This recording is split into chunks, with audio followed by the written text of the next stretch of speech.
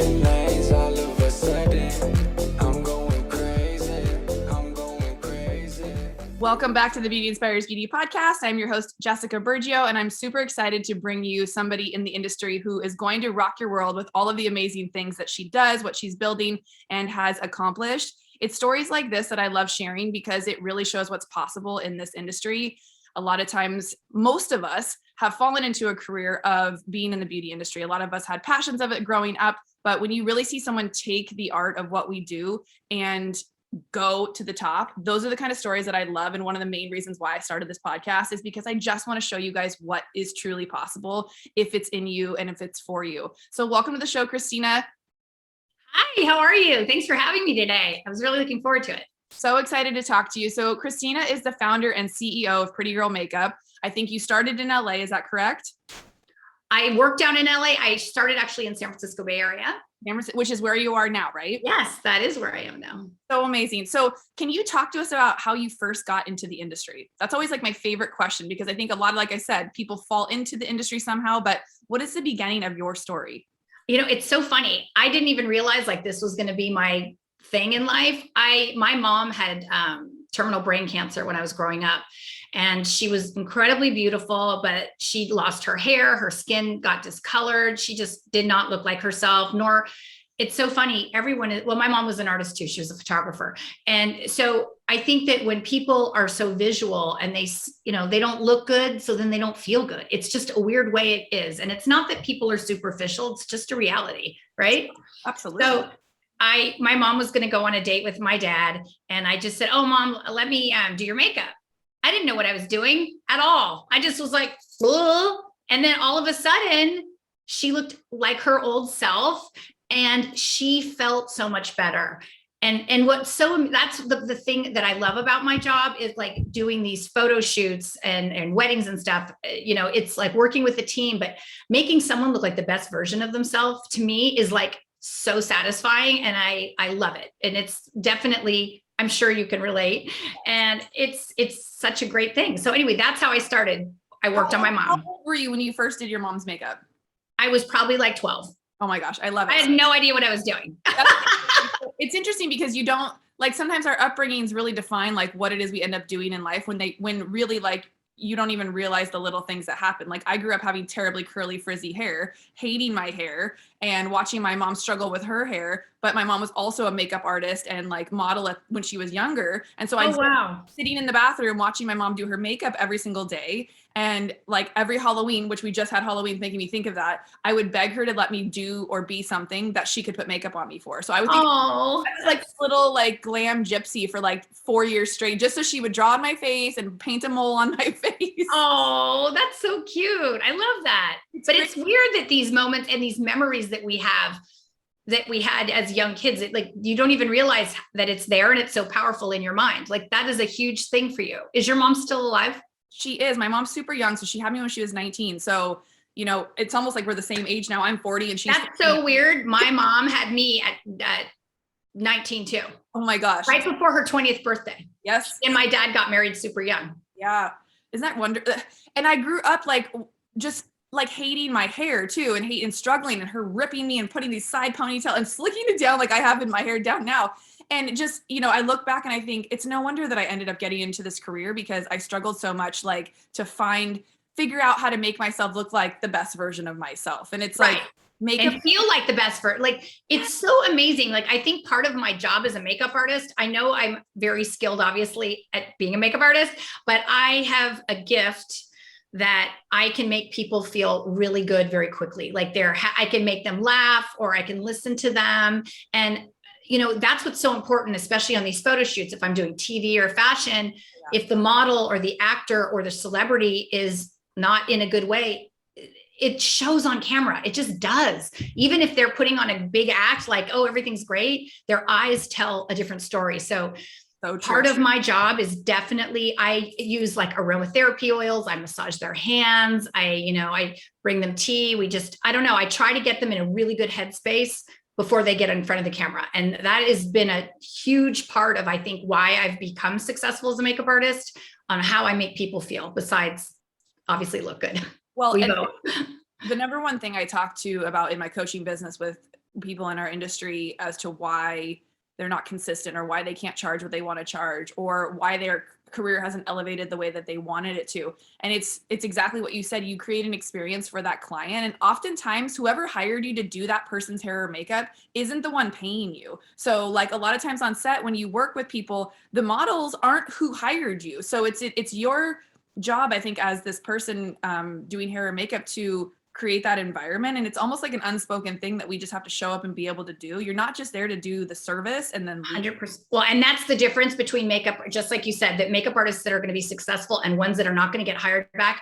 I hear so often, I'll go on a job and they'd had a different makeup artist and then they have me and they said, you know, that other person just had a negative attitude, was in a bad mood, sat by themselves, didn't participate. I mean, even now at the level I'm at, I still will go get my client, whoever it is, actor, celebrity, or whoever, a cup of tea, or, you know, massage their hand. I mean, like I go the extra mile all the time and it doesn't matter who it is, you know, and I think that's important. And I think, you know, attitude, if you tell yourself you're going to be successful and you tell the universe will fall in line. It's when we're wishy-washy or this great, we don't know, like, oh, I don't know what I want. Well, the universe doesn't know how to help you. So nothing's going to happen and you're stagnant. Amen. Okay. Well, we could go on a whole different leg of this conversation. We're from the same tribe, obviously. And I don't know. I wonder if it's that old school mentality where we came up because your one chance to build your career was in person. It was with that one experience of getting that job or assisting, you know, the head stylist or makeup artist on the job. It wasn't through social media. It wasn't through avenues like these. Oh God, no.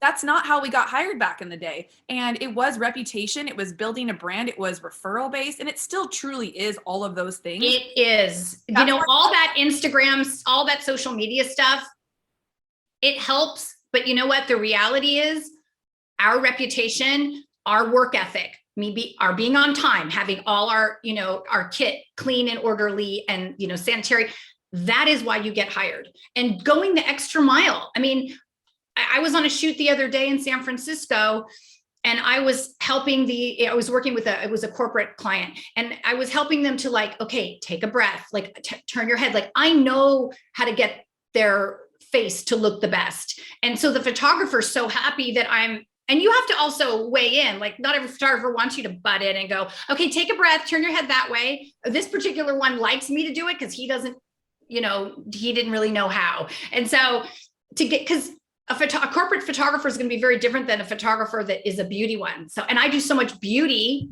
you know, fashion that I know which way to turn your head or your eyes or your, you know, face to make it look, you know, at another level. So, totally. And depending on, I've experienced that too, depending on, you know, what type of photographer you're working for. Some of them are amazing. They'll jump in, they'll show moves. They'll show, like when I worked for the Strong Fitness magazine, he was so animated. He would show the girls how to pose. He would like get in there and like be silly and show them faces to make and where to put their hands. And it was through watching him that I learned how to do that. And so it was almost what a blessing that you learned that, right? Without being asked, I started to step in and do that for him when we were shooting. So it was like the shoots went so much quicker. I could almost stand next to him and model like, do this, try that. And it was in that like I took the initiative and responsibility. And so therefore got hired again and again. And then, you know, next thing you know, he's like, we've got girls coming to San Diego and both of them landed on a cover of the magazine. So it's like when people ask you how you got to where you are, it's like, it's through putting your best foot forward. And I think neither of us have just mentioned, as a hair and makeup artist, as anyone in this industry, if you show up on set to anything, you need to look like you could step in as one of the models. I'm sorry. I've been asked to turn around and do stuff or to fill in or test. I know. Or maybe you have an opportunity to, if that photographer is awesome and you guys create a bond and you need a headshot, you're like, hey buddy, would you shoot me real quick and like send me a picture or I'll trade with you. Like relationships you can make by always showing up prepared is mind blowing. Like, well, it's also like, if I can't make myself look presentable, how am I going to make anyone else look? And honestly, it's true. No brainer. But you know, it's so funny. You know, we don't have a job where you just wake up, roll out of bed and go to work. Like I wake up, if I have a shoot day, I wake up really early because I have to be, my vitamins, my green juice and my tea have had to have kicked in. Okay. So when I get on set, I have to be like feel good, look, I have to feel good. It's so interesting. I have this healer that I work with in Canada. Ooh. And her name's Diana. She's amazing. And so what she always says is, people feel, I'll share her information with you. She's extraordinary. She's clears energies, but she has always taught me, you should never feel badly about taking care of yourself, because you can't give an orange unless you have a basket of oranges to give. Mm. Right. And so you're a better makeup artist, stylist, business person when you're when you're taking, you're rested, you've exercised, you're positive, you said your affirmations and your meditations or whatever. It really does make a difference of your life and how the world sees you. Absolutely. You guys know I talk on here all the time about non-negotiables and boundaries and really setting that time aside for yourself. I mean, there are days where I will skip a workout if there isn't anything important or crazy going on that day. But if I have a talk, if I have even just a podcast like this, I made sure I got on the bike. I did 30 minutes before. That's why I have this nice slick down hair today.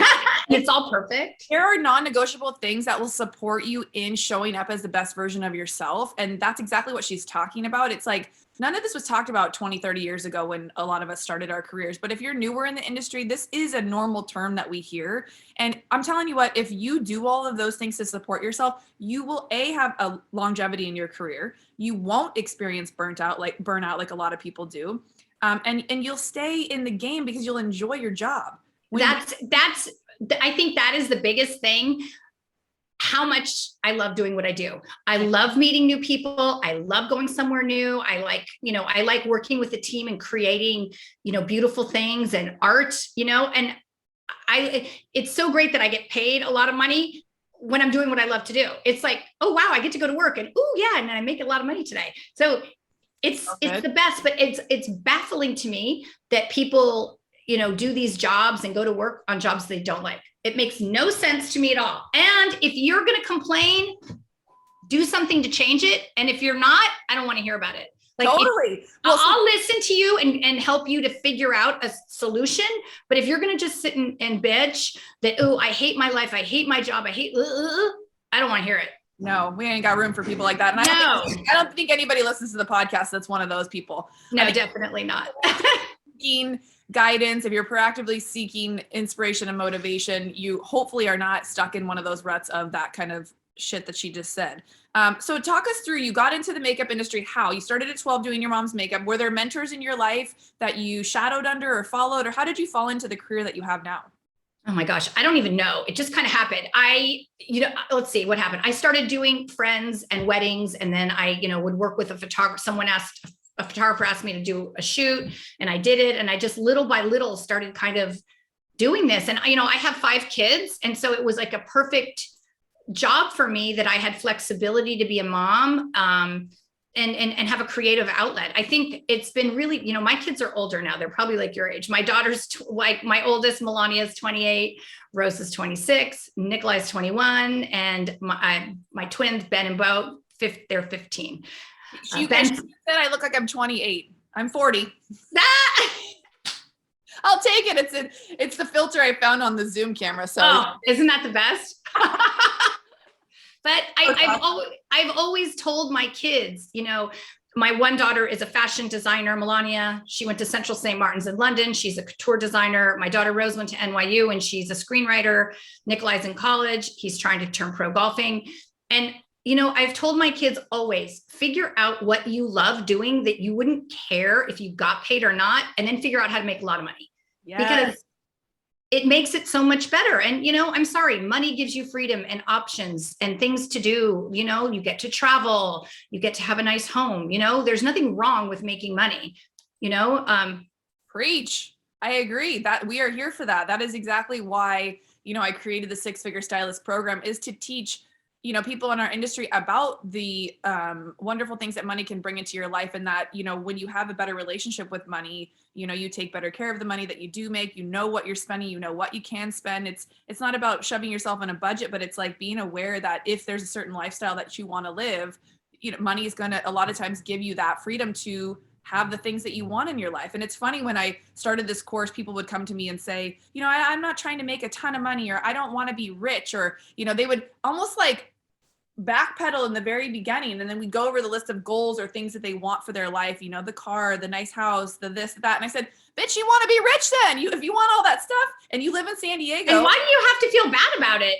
Well, that all comes from a condition, you know, we know growing up, we're conditioned to hear money doesn't grow on trees and all the other bullshit that people have lied to you. If you grew up in an environment that didn't have those sort of things, that's not normal for you. So I do feel like it's more unspoken than we realize. And a lot of people play small when it comes to careers like this, rather than thinking what could be. It's like, you know, you assist, you get a good job, you booth rent somewhere, and that's the ceiling that you've put yourself under.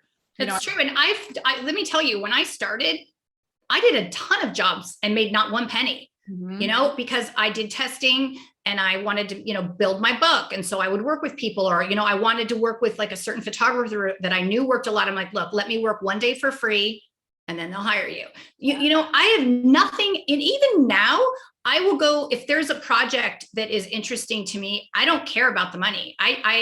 I do all those corporate jobs and all my other stuff that, you know, I make, you know, good money, but I also, it gives me the ability to have the flexibility to take a project that that I'm excited about or want to do, to work with a certain photographer or a certain model or whatever, and a stylist, that we create something super cool. Those projects, I have to tell you, have turned into magazine covers that I have done. Right. Doing it for free. And you know how hard it is to get a magazine cover. It's hard. Yeah, same. I mean, I think I got paid pennies to do that one shoot that day. Magazine covers normally don't pay. I mean, I've done a lot of things. I did, you know, Wired magazine with Lars Ulrich. I did Condoleezza Rice for Time. Wow. To name a few, but it was never about the money with those. It's like, I get to be in Time magazine with Condoleezza Rice, Ted Cruz, President Biden. I've gotten to do these projects that, who cares? I mean, you got paid something, but it didn't really matter, because those projects make your reputation and make your book so much more powerful that you are much more marketable and desirable when people see that you have worked with those people. 100%. I talk about, you know, return on investments for people all the time when it comes to, like, a lot of times you might invest in a course or a program or a class and not know how you're going to, I'm putting up air quotes, get that return on investment. The experience and the networking that you get from putting yourself in situations like you just said, like, those are priceless, and those are what will excel your career faster than you could ever, you know, do the little jobs on the side. So if this is something that's resonating with you guys, if you guys want to get into bigger and more lucrative jobs like the ones we're talking about, it's saying yes to opportunities and going out and kind of finding them. So if someone is listening and they're interested in growing their career into what you've done, where do they start? You said you have some sort of agency, right? Do you have something? Well, I have agents. You know, you have to, you know, to get to the point where you have an agent, you really have to have a pretty big book of lifestyle, you know, different. You can't show weddings or your friends. They need to be like high level, high res images that are like, look like they could be in a magazine. Okay. So if you would go to my portfolio, ChristinaFlach.com, you'll see there's beauty, there's sports, there's lifestyle, there's fashion. There's not any, you can't do any weddings. That just, they don't care about that. And it's a very different, you know, thing, as you know. But I think it's super important. So anyway, I got my first agent. I was with Ford New York. I just walked in and I didn't have a lot of images, but the ones that I had were good enough. And they signed me and I was like over the moon. I thought I was floating. I floated home. I was so excited. And so but my agent was really good. She was like, okay, we need to do more testing. We've got to grow your book and we have to do it fast. So she had me work with a bunch of photographers doing some testing to just expand it. And then little by little, I mean, now, like, I'm constantly having to look on Instagram to all the different companies I work for, Vionic, Lulu's, Everlane, you know, Good Writer. I mean, I have all these companies. So now it's like, the more you work, the more you work. So now it's so great because I can constantly find new content but I have to be kind of keep on it. And and I'm always sending new images to my agent so he can, you know, my portfolio right now that my agent has, it's 40 pages long. It's so big, but we're always adding and then removing.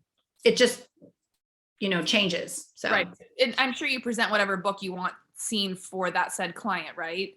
I think, well, that's what my agents do. That's what they do for you. That's wonderful. So would you say having an agent and being able to get connected with something like that really elevated and shifted your career to what it is? Oh, 100%. I would never have had these opportunities to work with these celebrities or Gucci or Louis Vuitton or Carolina Herrera or, you know, Neiman Market. I don't know. It's so funny. People will ask me all the time, oh, what companies do you work for? And I forget how many that I have. You know, I've worked for CNN, Fox, Food Network, all these amazing people. And then I have that, you know, on, you know, anyone can make a portfolio online, you know, you can go to Squarespace or whatever. And then it can be very basic. And then you have your back page, which would be like past clients. So people can, you know, because people want to see, they know that you're experienced. I mean, you know, when you're an experienced makeup artist, you know things innately that an unseasoned makeup artist just won't be able to know. And you just need to do, what is it, 10,000 hours to be good at it, to be good at anything. And I believe that, you know. I'll tell you guys something. I know a lot of hairdressers listen to this podcast, and I'll tell you, for the first, I don't even know, 6 years that I got into styling and doing stuff for photographers or for shoots, I said no to the makeup portion of it. And I would shop out and hire someone to do makeup for the shoots every single time, therefore having to split half the profits. And it was finally at the end of one of the shoots that I was sitting there watching her do makeup, and I'm like, I can do this. Totally. I'm licensed to do this. And so I paid the girl I had always hired to train me, and we trained.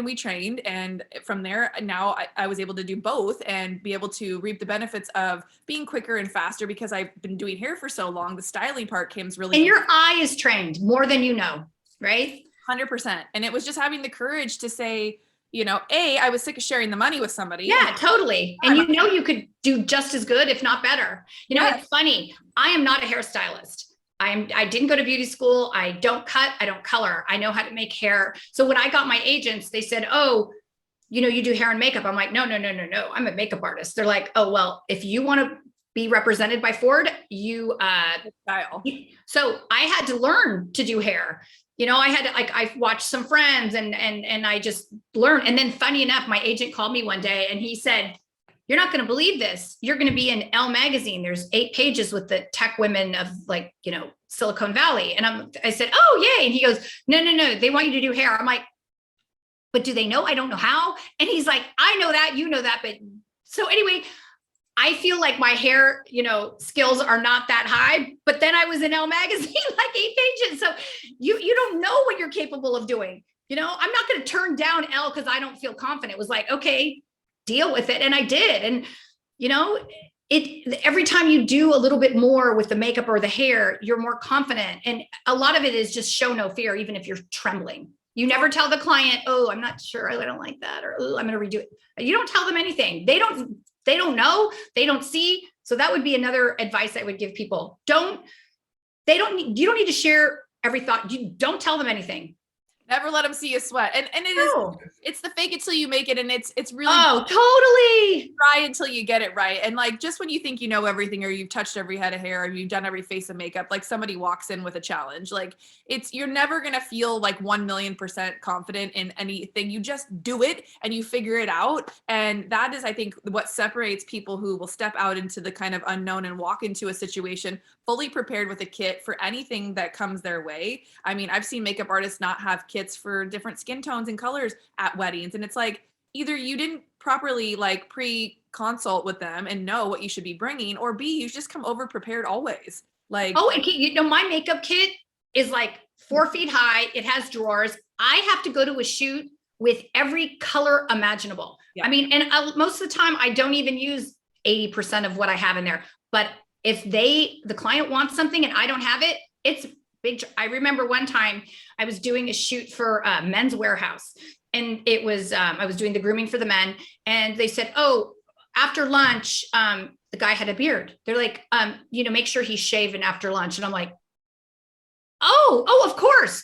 I had no lunch that day. I ran out and had to get razor and shaving cream because I didn't have, you know, the thing. Now I have the little razor thing, and, you know, you learn that lesson one time, and I will never not have everything I need. I know sometimes I have way too much stuff and it breaks my back carrying it around, but God forbid that they're like, oh, I kind of want that lavender sprinkly eyeshadow. You never use it. Once a year, maybe, but you need to have it. So you do need to have your kit needs to be super clean. It needs to be organized.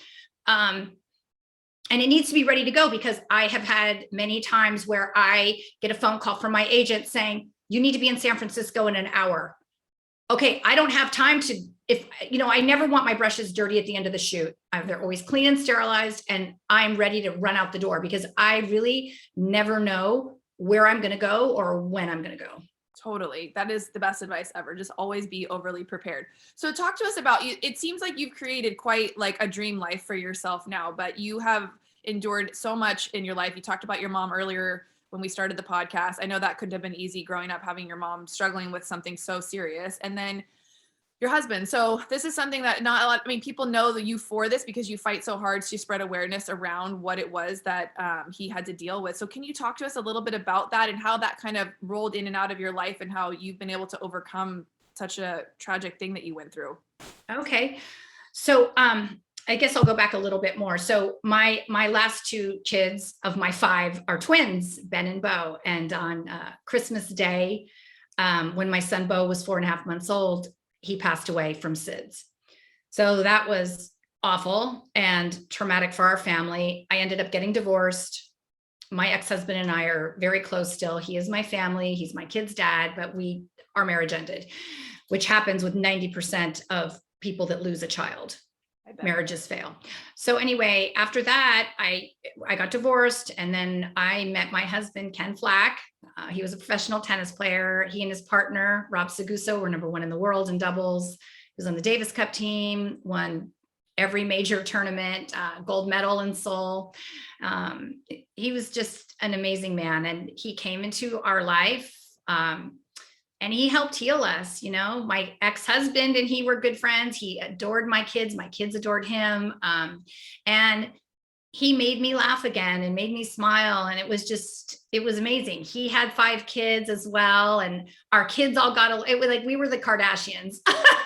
we had so many kids. We had like 10 kids between us. It was crazy, but it was a beautiful thing. And unfortunately, my husband got bronchitis, which turned into pneumonia, and he got sepsis, and he passed away within 4 days of getting into the hospital. It was insane. I never thought I could see something like that happen to my husband. So sepsis is an infection of the blood. It attacks all your vital organs if you're not seen. My husband wasn't seen by his doctors. I've just finished a trial 2 weeks ago for malpractice. I'm suing Kaiser because I want there to be change in the medical system. I want people to be seen. You can't treat someone over the phone. So if my husband had been seen, he would still be alive. And it's so awful that this extraordinary man, husband and father, is no longer here because of negligence on these people's parts. But anyway, aside from that, my husband passed away. And the Sepsis Alliance contacted me because of who Ken was and asked if I would raise awareness for sepsis, because neither of us knew anything about, I'd never even heard of sepsis. It's interesting. I heard President Clinton just had it. Whoopi Goldberg's had it. A lot of people get it and survive. If you're seen and you get an IV, antibiotic. Sepsis, if you go to sepsis.org, you can see there's a little like square thing that says time, and T is for the signs of sepsis are a little confusing, and that's why people don't know. T is for temperature. You can be either hot or very cold. I is for infection. You have it in some place in your body. It could be a cut tooth, or, my husband had pneumonia. M is for mental, they're not all in their mental, they're not thinking straight. It's affecting their thought process. And E is for excruciating pain. You feel like you're dying because you are. And it's not one of those things, how oftentimes we'll say, oh, I'll go to the doctor in the morning. I know I'll feel better. Well, that's not the case with sepsis. If you have any of these symptoms, get to the emergency, demand a blood test. And, within 20 minutes, they will know if you're septic. And it, I've also learned that you really have to be your advocate. You have to be like, nope. If they say, oh, no, you don't have sepsis, say, I don't care. Just test me anyway. because sometimes, instinctually it's something that's not normal and right. So since my husband passed, I've been doing interviews like this to raise awareness. And then it kind of segued into speaking about grieving in a positive way. I was on the doctor channel, Sirius Radio one day. It was so funny. And I'm waiting, in the green room on Zoom. And I hear this woman saying, oh, we have this interesting guest. She's a mother. She's, all these things, blah, blah, blah. And she's like, she's had the most tragic life. And I'm like, ooh, I wonder who that is. And she said, and her name's Christina Flach. And I was like, wow. So anyway, when she brought me on, she introduced me and I said, thank you for having me. But I said, I've got to just say something. You mentioned that I have this tragic life, and I'm sorry, I'm going to respectfully disagree with you. I have an extraordinary life. I've had a million miracles. Yes, I've had some doozy bumps, but I choose to look at myself as blessed and grateful for what I have. So I'm going to disagree with you on that. And now we can continue. So powerful. Like that's the mindset of shifting, even from when I just started talking to you, like the light that you radiate, like you truly believe like what you put out in the universe, you will get back. And it's like being able to shift. I mean, bad shit happens to everybody, maybe at that level, no, but at different levels, like our own stuff is our own stuff. And right. Be listening, anything that you've been through, big or small, whether you've lost somebody close or you've lost a pet, like one level, it's all relative to how it makes you feel and how you decide to deal with things in your life. Like just hearing you say that gives me goosebumps. And I just would love to hear how you've processed through these big bumps that you call them, and how you can look at things and be so positive. Because I think for a lot of people listening, this last year and a half rocked a lot of people's world in one way or the other. And a lot of people can feel like they're grieving so many different things, so many different whatever's in their life. Like, how do you put a more positive spin on and have such a great attitude?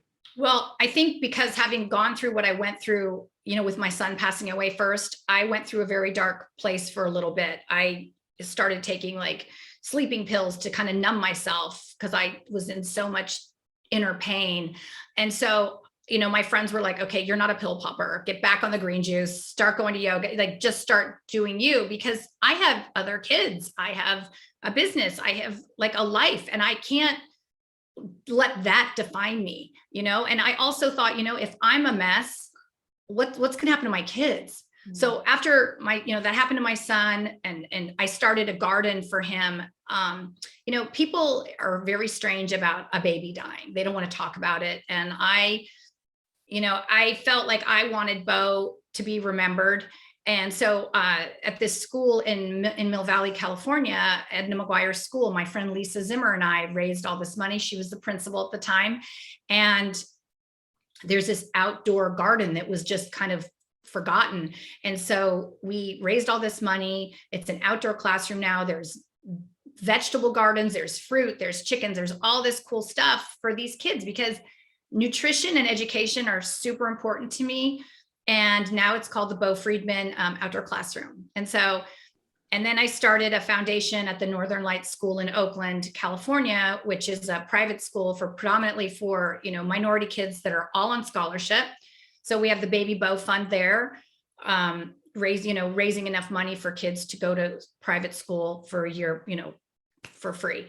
And then now I've started the Ken Flach Educational Fund at the same school. Vida Blue, who is a professional baseball player, he's on the board, and he does a celebrity golf tournament every year. And my kids are all big golfers, and my husband was as well.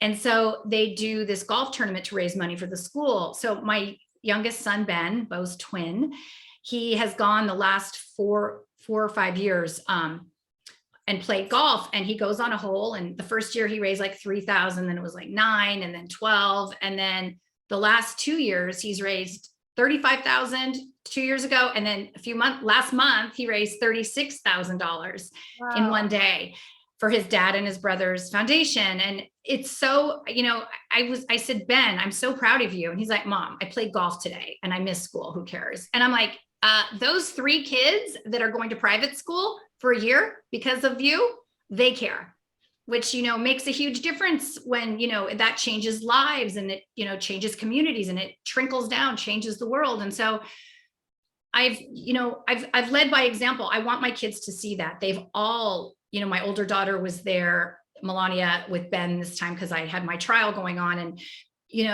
all my kids have participated in something with Northern Lights School. And, it's so funny. My daughter Rose had said to me after Ken died, she said, Mom, your lectures on drugs and alcohol were really lame. But the example that you set of being kind and hardworking and, giving and all these things is what really impacts us. We've never seen you drunk or high. We see all these good things that you do for the world, and that makes them do these things, and not just like saying, oh, you should, work hard and do all that. I don't say that. They just see it. So I didn't even realize that, how impactful, like how we conduct ourselves and how we live our lives, it is on our children. But they're always teaching us something. Beyond watching us and beyond, like, I think you'll never know the impact you have on your children's childhood until they're older adults, and that's true. They then have children. It's almost like you almost reparent yourself when you're having your own children, and it like brings up all the things of like, why did my mom ever do this, or why did my dad ever do this, or I didn't have this example, or only if I had this as a child, then I could, and it's, or I didn't know right from wrong, or no one paid attention to me, or nobody told me I could do great things or get straight A's. So yes, I think it's so important that kids, education, nutrition for one. You see so many children struggling with all sorts of, my son has a hard time sitting still in class, period. He's a little boy, he's rambunctious, he likes to play, but we've noticed, obviously, if he doesn't, if he's eating sugar in the morning or too many carbs, if he's not moving enough, if we don't have him in sports regularly, if there isn't talk around what's healthy and what's not. Like, I didn't even know what protein, carbs, and fats were in my 20s. And my son knows exactly why he has to eat protein, exactly what good fats are for him, why he has celery, and why something green is always on your plate. Like, I'm not trying to torture you. I'm literally like, you want to be the world's greatest baseball player, little guy? This is what you got to do. That's totally true. And it's so interesting. I also find that, like, if kids have the experience from a young age, like kindergarten at the Ed McGuire school, that they're out in the garden planting seeds and seeing their little seeds grow into lettuce and tomatoes, and they get to pick it. And then what's so cool with the outdoor classroom, they cook food or they make a salad. And so if you, from a young age, are exposed to raw vegetables and growing them, I can guarantee that your rest of your life, you are going to be way more open and eat these things, as opposed to just having like pizza and hot dog and mac and cheese. Like, ugh. Being aware that you're eating it because it is good for you. Therefore, have the slice of pizza, but grab some carrots with it, right? Like 100%. Have a little salad with it. Like, I always am like, what was green today? Yes. And also the movement and taking care of yourself, the mindfulness that, like, my son knows I go to the gym regularly, or I have the bike here that I work out on, and he sees me doing that all the time. And it's like, I don't talk to him about why I'm getting on the bike. He just sees it's part of what I do. It's part of the routine. And you can make time for anything that you want in your life. Oh my God. If I hear one person say they have no time, I'm like, look, I have 1,000 children. I have how many businesses? I do charity work. I'm public speaking. If I can make sometimes I'll even go to my yoga class. Even if I can only go 15 minutes, half an hour, I try to stay for obviously the whole hour, but even if I get there and just do something, go out on a walk, it doesn't matter how long you do your workout. I mean, even when I travel, I will do yoga in my room. And if there's a gym at the hotel, I was just in New York this week or last week, meeting with this new team of investors and people that I'm going to be working with. I was really lucky that I had a gym in the hotel. So, I mean, before I was going into this meeting that I had to be like on, like really on, I went down there and I just like lifted weight and I ran on the treadmill, and I just got myself like feeling like in my head, Superwoman. I had to get that confidence. I had to get my head there to be able to go into this meeting and, speak with these people. So it is interesting. People are much more inclined to work with you when you give off a good energy and are positive. No one wants to be around anybody, and no one's going to invest in anyone that's grumpy or negative or just plain old low energy. Yeah, no one wants that.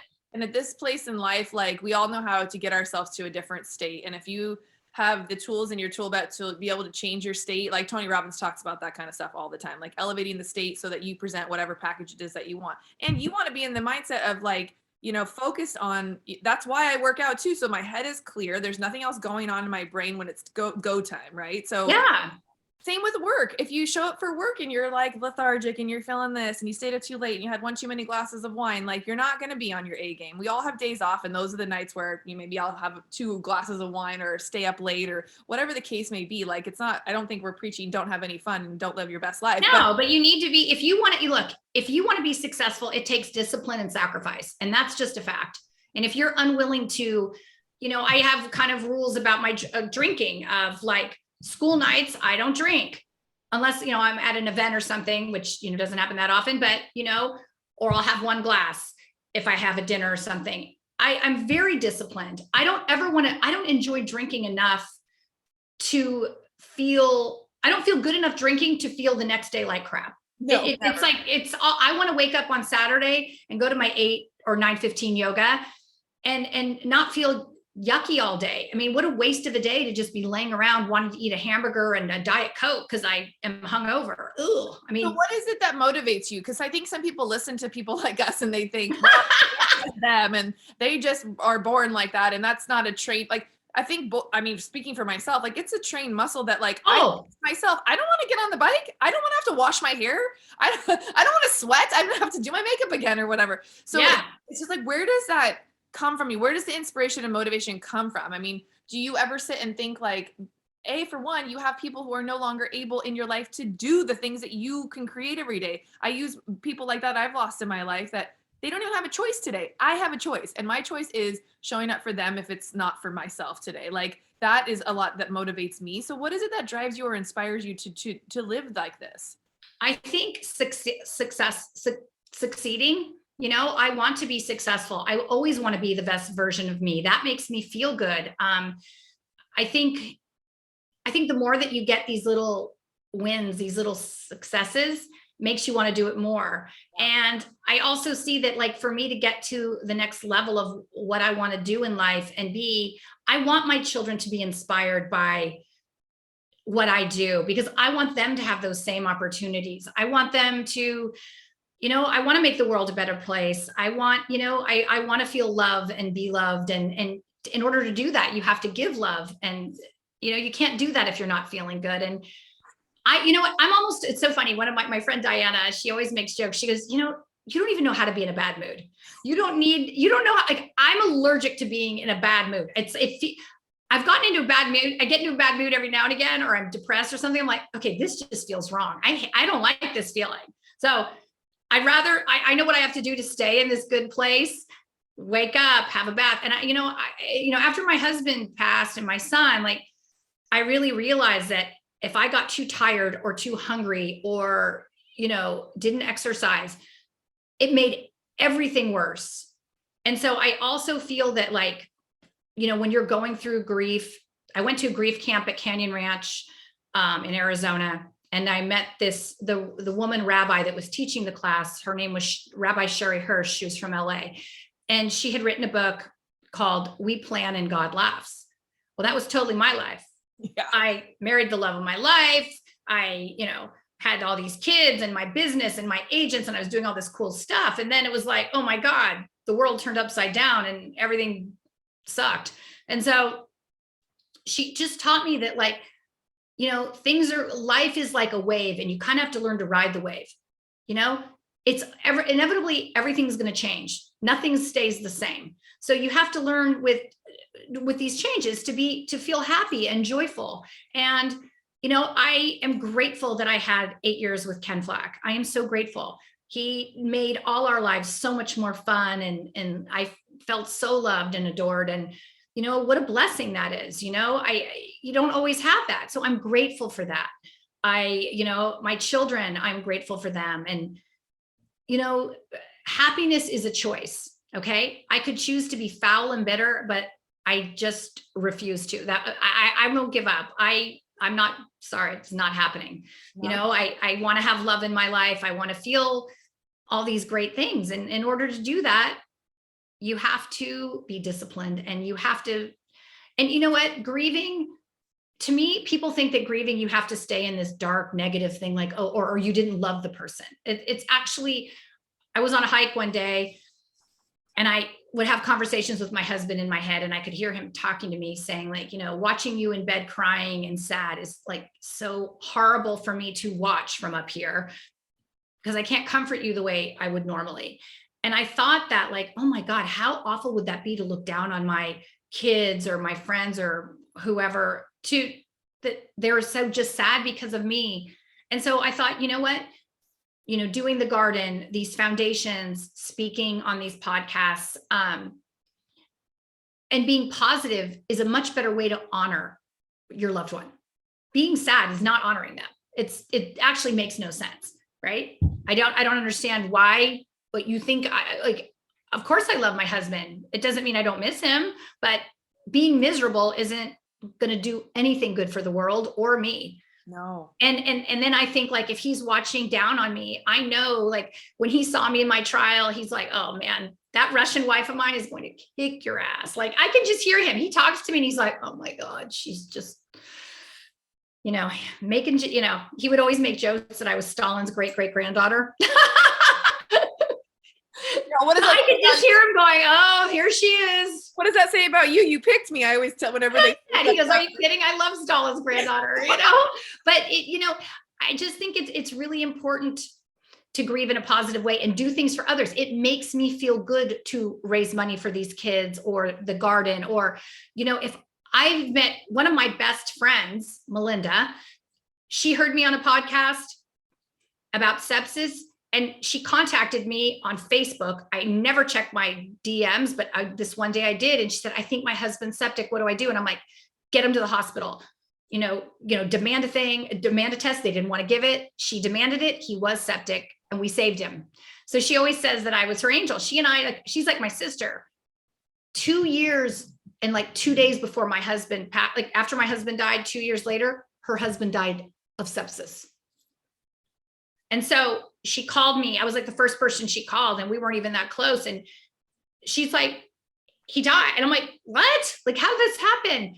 But, she's grateful for having had those extra 2 years that she wasn't going to normally have. And I just feel like it's super important to help others. It makes me feel good.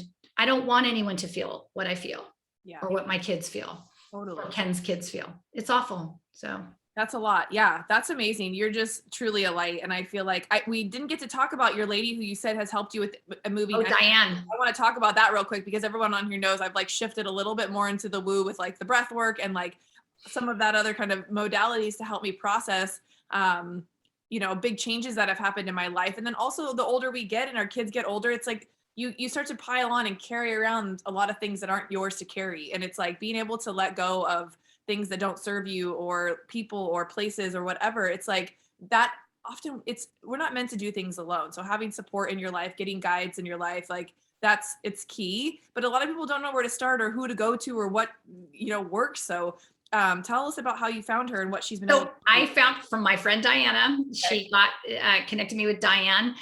She is in Canada, and so she's an energy worker, and it's very interesting. And you mentioned stuff about how we, go through life and we have more baggage and stuff. Well, if you think about it, genetically, our great grandfathers, great grandmothers back, generations, they have stuff which genetically gets in us. So it's so funny how, you realize you have like family traits or family behaviors. Well, of course we do. They're handed down to us. So what Diane does is we FaceTime, and she goes into my subconscious, and she can tell me things like, sometimes like I believe in all this stuff, but then even sometimes I'm even like, oh, this is crock.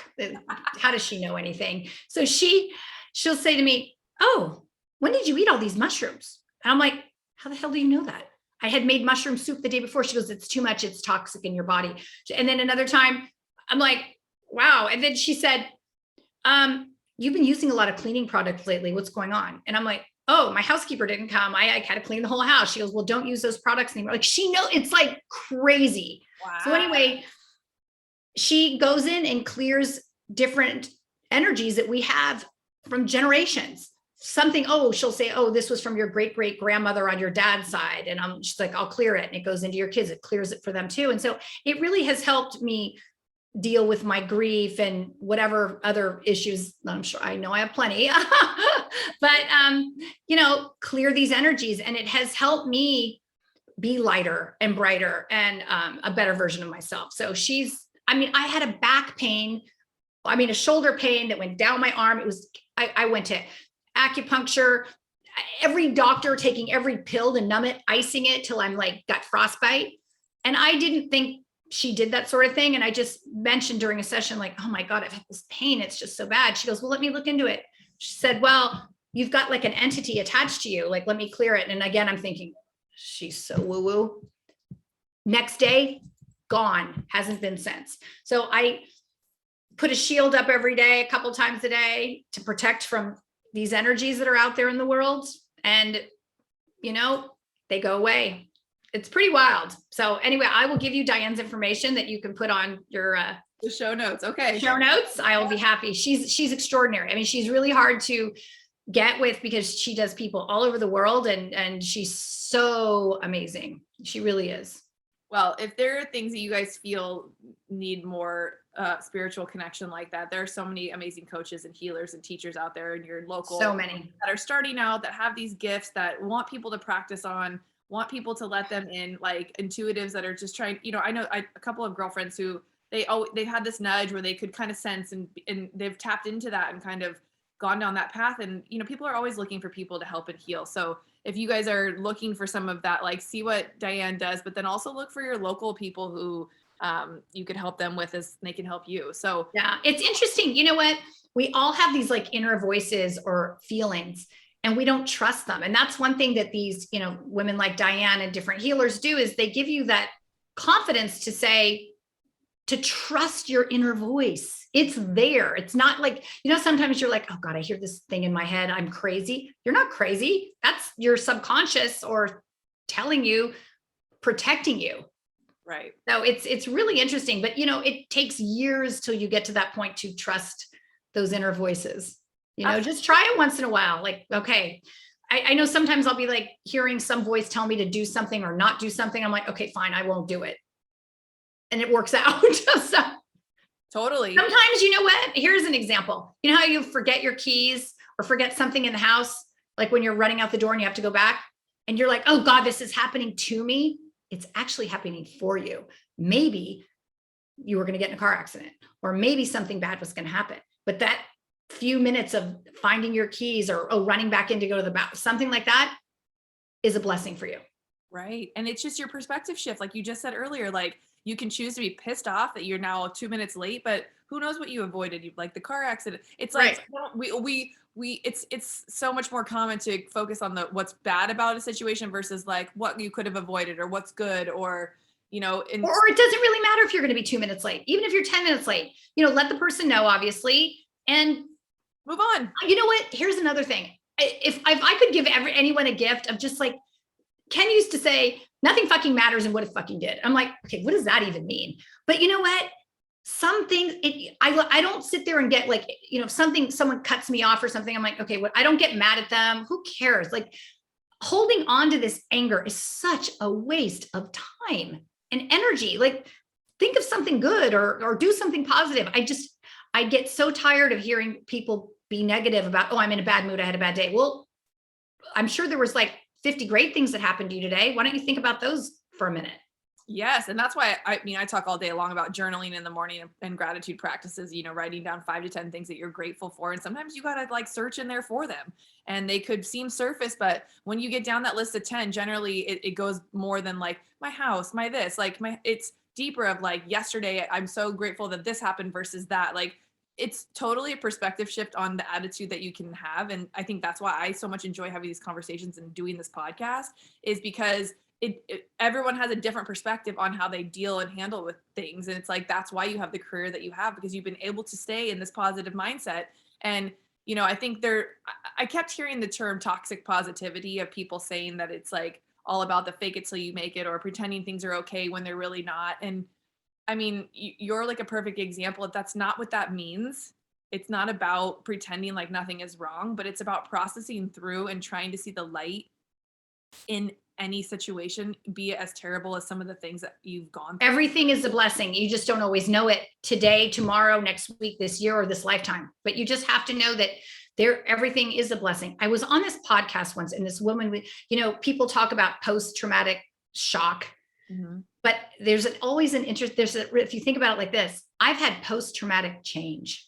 Wow. So from the, trauma that I have been through with my son, my mother, my husband, I have had incredible growth and change that I would never have had because I was never have had to do it. Sometimes you're forced to deal with, being alone and your kids all going away and having a money situation that's not ideal, and, starting back out into the world and trying to find your way as a widow at a young age and start dating and, meeting someone, it's all stuff that's tricky, I don't know. I try to look at it as like, what, how great. I get to meet new people on my photo shoots or in my personal life. I meet nice new people. It's definitely how you choose to look at your life. Yes, I love that. Let's leave that for everybody to process on this beautiful Friday for them, because I feel like really just going into a weekend, shifting your energy, just knowing what could be and like the possibility of what is. And just if anything you've gone through in this last week or two, or even this last year with the pandemic and whatnot, how can you shift whatever is holding you back from taking the next step in your life or your business or growing into that better version of yourself? Or how can you just show up a little bit brighter tomorrow based off of what you've heard us talk about today? Like, it's not about pretending to be something you're not, but it's about shifting your mindset and energy around how do you want to be out in the world? How do you want to show up? And what do you want to bring forth into the world? It's generally not a shitty attitude. It's not a woe is me, poor me. Like there's a choice, and every day we get to wake up and choose to live like that. So thank you so much for sharing this beautiful Thank you. I have one more thing to add. And during the pandemic, like everyone's like, oh, this is so awful. It's so, I looked at it as a time like, okay, I actually have time to do the things that I never had to do. All those little beauty products that we have drawers of. I made little bags, dropped them at friends. I worked on my website. I worked on my portfolio. I got a new business partner. I did a million things that I had no time to do. It wasn't a time to just watch Netflix and order Domino's. Right. You could do something positive if you wanted. And I'm so sick and tired of hearing people like, oh, this was so awful. The pandemic, I couldn't do it. It's like, well, you could have done something positive, do something. Well, and I think a lot of people in hindsight, like didn't know how long something was going to last. So rather than being proactive and starting, they like waited. That's what more like I heard where people were waiting and waiting. They didn't know, I wish I would have done this during that time, or I wish I would have done that. And that's what I mean about like, you could still do that. And time and money is basically just for me an excuse that I hear time and time again of why people don't invest or learn or grow their business or anything to do with it. Like, I can't afford a therapist, or I can't afford a healer. I can't afford, the money. Oh my God. I have told my kids, I'd rather you said fuck off than can't. Like, do not tell me you hate or you can't. Like, those are like the worst words in the world to me. Like, I don't want to hear I can't. Yeah, you're right. If you can't, you can't. Tell yourself you can, and guess what? You can. It's all figure outable. I tell you all the time, like I tell everyone listening, like everything is figure outable. Where there's a will, there's a way. And that's a good word. I don't know if that's a real word, but that's your word. Figure outable. It's actually, I stole it from Marie Forleo, who has Marie TV. She is the one I stole that from. She has a book, I think, called Everything's Figure Outable. And I love that, figure outable. That's a great word. I'm going to borrow that. We don't have to know everything. You don't know what you don't know, but somebody else knows it. And somebody else knows how you can get to the thing or have the whatever. It's like, stay around people who you want to emulate, stay close to the magic of things that light you up. Like you said, try to find something you're passionate about that you don't have to call a job. And at the end of the day, like it's really simple, and we just make it so much more complicated than it has to be. It's honestly, deciding to do it is the hardest part. It's kind of like, oh, I don't want to go to yoga at 5:30 in the morning, but once I'm there, I did it. You just have to decide, and then it's done. It's done. And you're not sitting there wasting time going, oh, should I not? Oh my God. And I got to tag whatever podcast it was. I made a whole podcast around indecision and sitting in indecision. And the fact that indecision is actually you making a decision to not make a decision. Oh, that's true. Mm-hmm. I agree. You're always choosing. In every moment you're choosing, whether you're choosing to not make the decision or you're choosing to make the decision. And so, I always talk about making decisions when you're in an emotional, stable place. based off the version of you that you want to see out into the world. If you make choices based on that low level energy of like, oh, woe is me, you're going to make decisions that aren't for the better good of your higher self. And so if you can visualize where you want to be and how you want to live your life. I want to be a celebrity makeup artist. I want this. I want that. I want the universe to, bring this into my life. If you start showing up as though it's already in place, though it's already happening, before you know it, you'll be there and you won't even realize how you got there. Like you said, I don't even know how it happened. It just fell. It's because you believe that's where you were meant to be going. And so it's so true. I mean, I cannot even stress that enough. After my husband died, I was left a mess. Everything was crazy. And now I live in this amazing penthouse and everything's fine again. And I don't even know how it happened. I really don't. But it was like failure wasn't an option. And I'm like, no, I'm going to live my best self, my best life. And I am. So I'm telling you, you can manifest it. You just have to decide what you want and just have faith and know that it will happen. Absolutely. Okay, Christina, where can people follow you if they want to keep up with your awesome life? Are you oh my God. It's not always awesome, but most of the time it is.